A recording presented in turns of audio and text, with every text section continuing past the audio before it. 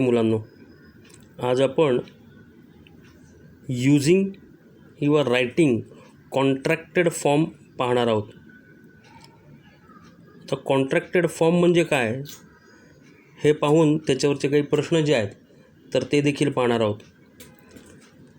तुम्हाला आश्चर्य वाटेल, हे जे कॉन्ट्रॅक्टेड फॉर्म आहे तर ह्याच्यावरचे प्रश्न 8वीमध्ये विचारले जातात किंवा 8वीला शिकवले जातात आणि 8वीवरती ह्याच्यावरती पहिलाच पाठ आहे. त्यामुळे तुम्हाला आत्ता स्कॉलरशिपला हे शिकायला मिळतं आहे. त्यामुळं व्यवस्थित शिकून घ्या. Let's understand. To contract means to make a smaller or tighter. Some words can be written in contracted forms. Two words can be combined in one words. For example, did not, didn't, are not, aren't. When we write the contracted form, some alphabets are eliminated. आता इथं तुमच्या लक्षात आलं असेल, contracted form म्हणजे काय, तर जो दोन शब्द आहेत ते वेगवेगळे तर त्याचं कॉम्बिनेशन करून तो एकच शब्द तयार होतो, त्याला कॉन्ट्रॅक्टेड फॉर्म म्हटले जातात. आणि हे फक्त ज्याला डिड नॉट, आर नॉट, शेवटी नॉट जे लावलेले आहेत तर त्याचे कॉन्ट्रॅक्टेड फॉर्म होतात शेवटी त्याचा.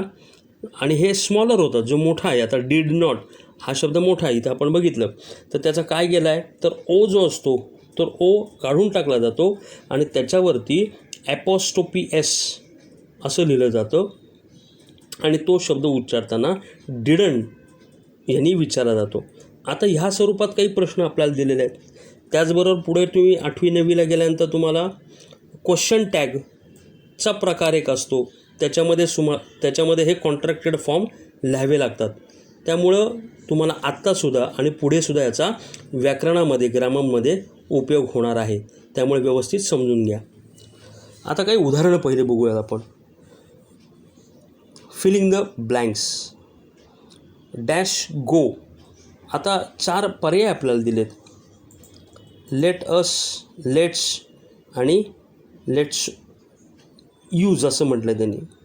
पण इथे आपल्याला काय सांगितलं आहे, कॉन्ट्रॅक्टेड फॉर्म भरायचे आहेत आपल्याला, कारण हा प्रश्न त्याच्यावरतीच आहे. त्यामुळं इथे कॉन्ट्रॅक्टेड फॉर्म योग्य कुठला आहे, हा जो पहिला नंबरचा दिसतो तुम्हाला हा लेट अस आहे. त्याच्यामुळे हा कॉन्ट्रॅक्टेड फॉर्म होत नाही. हे पण स्पेलिंग चुकलेलं आहे, हे पण स्पेलिंग चुकलेलं आहे. त्यामुळे 2 नंबरचं जे आहे लेट अस, इथे ते let us can be written let's, म्हणून इथे 2 नंबरचा जो पर्याय आहे तर तो बरोबर आहे. त्यामुळे तुम्ही जे इथं दिसतात ते तुमच्या वहीमध्ये सुद्धा तुम्ही नंतर लिहून काढायचं. दुसरं बघा. Choose the correct contracted form. ही dash skate because of injured leg. Can't, can वरती तिथे ॲपोस्ट्रोफी दिला नाही. कॅनॉट आणि कॅन OT केले त्यांनी. त्यामुळे चौथा पर्याय चुकला आहे. तिसरा पर्याय जो दिसतो तो कॅन नॉट असं पूर्ण लिहिलं आहे त्यांनी, त्यामुळे तोही कॉन्ट्रॅक्टेड फॉर्म नाही आहे. दुसरा जो दिला आहे तो काय दिला आहे CANT, तिथे ॲपोस्ट्रोफी वापरलेला नाही, त्यामुळे तोही नाही. म्हणजे पर्याय क्रमांक 1 जो आहे कॅनॉटचा तर तो योग्य पर्याय आहे. तिसरं बघूया. Select the correct contracted form from the words given in the box. Ira has a dog. It is very naughty. आता इट इजचा आपल्याला खालचे जे 4 पर्याय दिलेले आहेत तर त्याच्यामध्ये योग्य पर्याय कॉन्ट्रॅक्टेड फॉर्म इट इजचा कुठला आहे तर तो शोधायचा आहे. आता पहिला जो दिला आहे तो चुकीचा आहे. ॲपोस्ट्रोफी एस आयच्या शेजारी दिलं आहे, त्यामुळे तो योग्य ठरणार नाही. दुसरा जो दिला आहे इट इज तो बरोबर आहे. तिसरा बघू आपण. ॲसच्या नंतर ॲपोस्ट्रोफी एस लावला आहे, त्यामुळे तो चुकीचा आहे. आणि इथं तो पूर्णपणे इट इज असं म्हटलं आहे. त्याच्यामुळे योग्य जो पर्याय आहे तर तो 2 नंबरचा इट इज. त्याचा उच्चार होतो इट्स. इट इज त्याचा फुल फॉर्म केला तर इट इज, आणि शॉर्ट फॉर्म म्हणजे कॉन्ट्रॅक्टेड फॉर्म केला तर तो इट्स असा त्याचा उच्चार आहे. पुढे बघू आपण. Choose the correct contracted form and fill in the blanks. Some of the students reach late so they dash got the books. खाली काय दिलं आहे, हॅवंट ॲपोस्ट्रोफी लावला नाही, इथे हॅवंट पुढं लावला आहे आणि इथे HAVEN हॅवंट इथं बरोबर लावलं आहे, पुढे हॅव नॉट असं पूर्ण लिहिलेलं आहे. त्यामुळे जो 3 नंबरचा जो पर्याय आहे हॅवंट HAVEN वरती ओ काढून टाकला जातो आणि वरती ॲपोस्ट्रोफी लावला जातो, हॅवंट. मग वाक्य कसं होईल, some of the students reach late so they haven't got the books, असं त्याचं उत्तर झालं. म्हणजे 3 नंबरचा पर्याय आहे तो बरोबर आहे. Use the contracted form and underline the words. There is an apple but it is not fresh. आपल्याला कॉन्ट्रॅक्टेड फॉर्म कशाचा करायला सांगितलं आता, इज नॉटचा. मग खाली पर्याय दिले, 4 पर्याय आहेत. इज नॉट, त्याचा ॲपोस्ट्रोफी शेवटी लावला त्यामुळे तो चुकला आहे. दुसरा इज अगोदरच घेतला आहे, एनच्या अगोदर ॲपोस्ट्रोफी त्यामुळे 2 नंबर नाही. 3मध्ये पूर्ण जसं आहे तसंच लिहिलं इज नॉट. शेवटचा जो आहे इझंट ISN आणि ओ काढून टाकला आहे, वरती ॲपोस्ट्रोफी लावला आहे त्यामुळं चौथा पर्याय जो आहे तो बरोबर आहे, इझंट. मग ह्याच्या आता तुम्हाला समजलं असेल की कॉन्ट्रॅक्टेड फॉर्म कशा स्वरूपाचे आहेत. त्याचा जो प्रॅक्टिस एक्सरसाइज जो आहे तर तो अशा स्वरूपाचा आहे, तो तुम्हाला घरी सोडवायचा आहे. मी याची कॉपी जी आहे फोटोकॉपी तुम्हाला पाठवतो. आपण दुसरा बघूयात आता, दुसरा टॉपिक की ज्याच्यामध्ये डिक्शनरी स्किल म्हणजे आपली ओकॅब्युलरी जी आहे तर ती आपल्याला समृद्ध करायची आहे. त्यासाठी तर काय दिलं, acquire dictionary skill will help the students to find out the words as fast as they can. साहजिक आहे, आपण वेगवेगळे जे पुस्तकामध्ये जे धडे शिकतो त्या धड्यातून नवीन नवीन शब्द, न्यू वर्ड्स जे आपण ज्याला म्हणतो तर ते आपल्याला सापडल्या. मग ते कशा असतात, आपण जे शोधायचे म्हणले तर कसे शोधतो आपण, तर अल्फाबेटिकली शोधतो, बरोबर की नाही. आपल्याकडं डिक्शनरी तुमच्याकडं नसेल तर एक घेऊन ठेवा, ती आपल्याला 10वीपर्यंत लागणार आहे. मग त्या डिक्शनरीमध्ये समजा एखादा शब्द आपल्याला शोधायचा असेल, मग तो समजा आपण गुड घेतला, बॅड घेतला किंवा अजूनही साधातला साधा डिक्शनरीसुद्धा हा शब्द त्याच्यामध्ये शोधायचा असेल, ईस्ट असेल, वेस्ट असेल, पिकॉक असेल, पिजन असेल, वेगवेगळ्या प्रकारचे कुठलाही शब्दांचे जर आपल्याला अर्थ जर शोधायचे असतील तर ते आपण डिक्शनरीमध्ये शोधतो, बरोबर. मग ते डिक्शनरीमध्ये शोधताना ती डिक्शनरी कशी असते तर ती अल्फाबेटनुसार असते. म्हणजे अल्फाबेटिकल म्हणजे काय, तर A to Z नुसार त्याची रचना केलेली असते की ज्याच्यामध्ये आपल्याला समजा तो शब्द डी पासून आहे तर आपण A पासून शोधायची आवश्यकता आहे का, तर नाही. पण डायरेक्ट आपण डी वरती जाऊ शकतो आणि डीमध्ये आपण ते जो शब्द आहे तर तो शोधू शकतो. तर तशाच स्वरूपाचे काही प्रश्न आपल्याला इथे दिलेले आहेत तर ते बघूयात आपण. पहिला प्रश्न आपण बघूया. Choose the correct alternative for the word that is alphabetically first in the given list. म्हणजे खाली काही 4 शब्द आपल्याला दिलेत, त्यातला पहिला शब्द कुठला येईल तर तो योग्य आपल्याला ठरवायचा. आज समजा आपण वाचून बघूयात, लूज, लॉयल, लूफ आणि लव हे 4 शब्द आपल्याला इथं दिसत आहेत. पण सगळ्याच शब्दांची सुरुवात ही आपल्याला एलनी झालेली दिसते. मग आपण त्याच्या पुढची पायरी बघायची की कोणाच्या पुढं कुठलं दुसरं लवकरात लवकर अल्फाबेटिकली आहे, तर सगळ्यांच्या पुढं दुसरं देखील LO असं दिसतंय.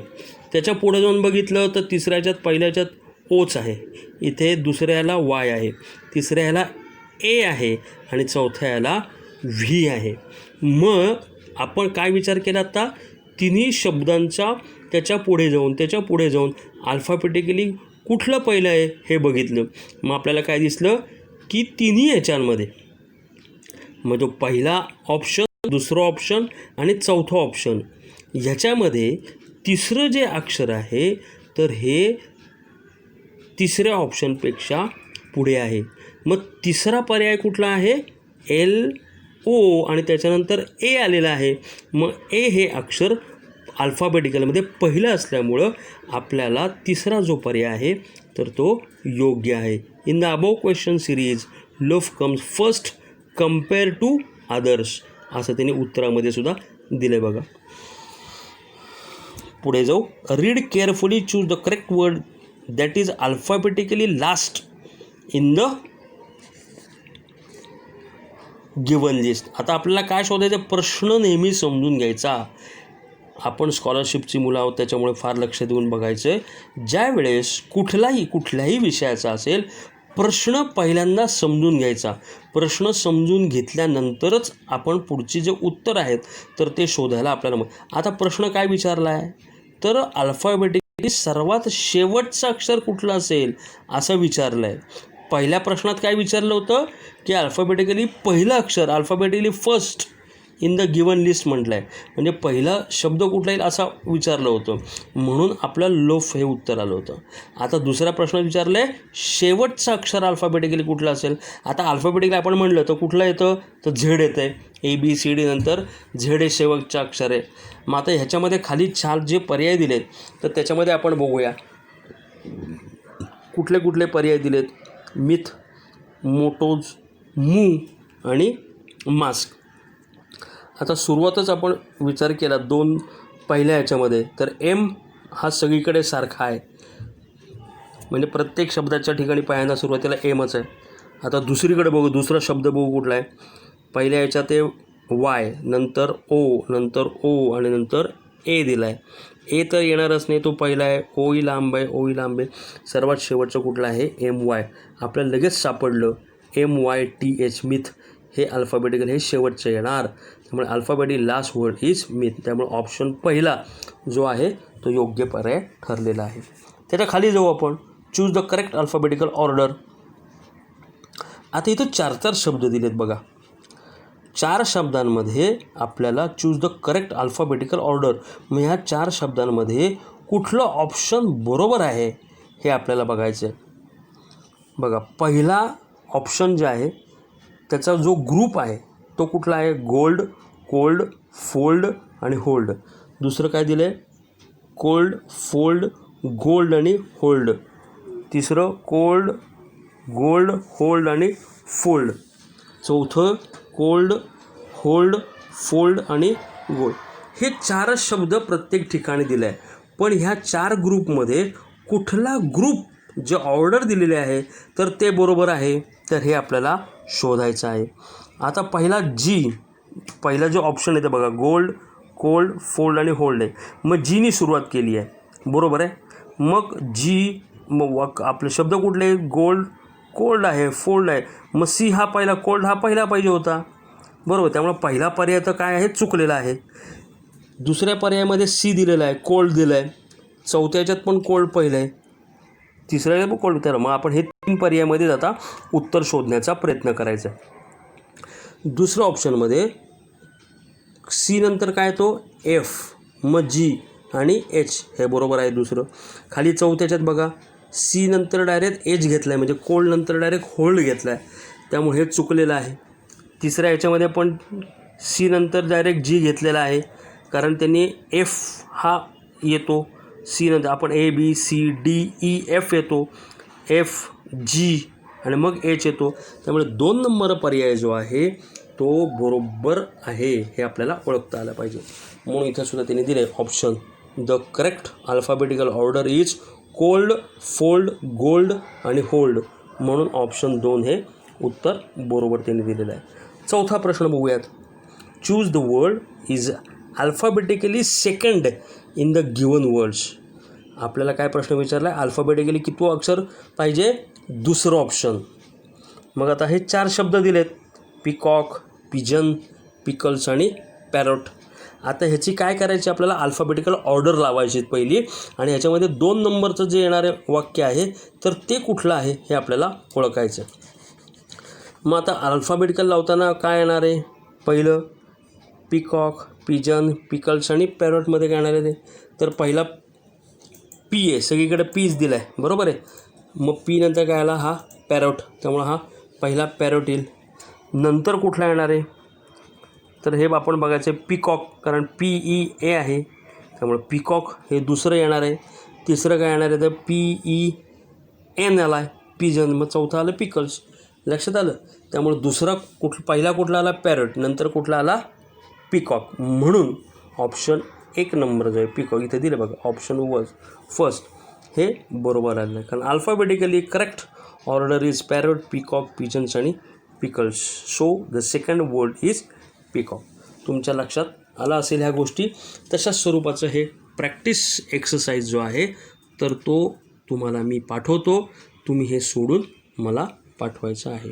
लक्षात आलं. या सगळ्या गोष्टींचे आपण सराव करायचे आहेत. सराव केल्याशिवाय आपल्याला कुठली गोष्ट जमणार नाही. घरी मी जेवढे तुम्हाला एक्सरसाइज पाठवतो आहे त्या सगळ्याचे एक्सरसाइज तुम्ही सोडवायचे आणि पाठवत चला. ठीक आहे. आपण इथे आता थांबूयात. थँक्यू. धन्यवाद मित्रांनो. जिजामाता स्कूल भोसरी या चॅनलला सबस्क्राईब करा आणि बेल आयकॉन दाबायला विसरू नका. जय हिंद, जय महाराष्ट्र.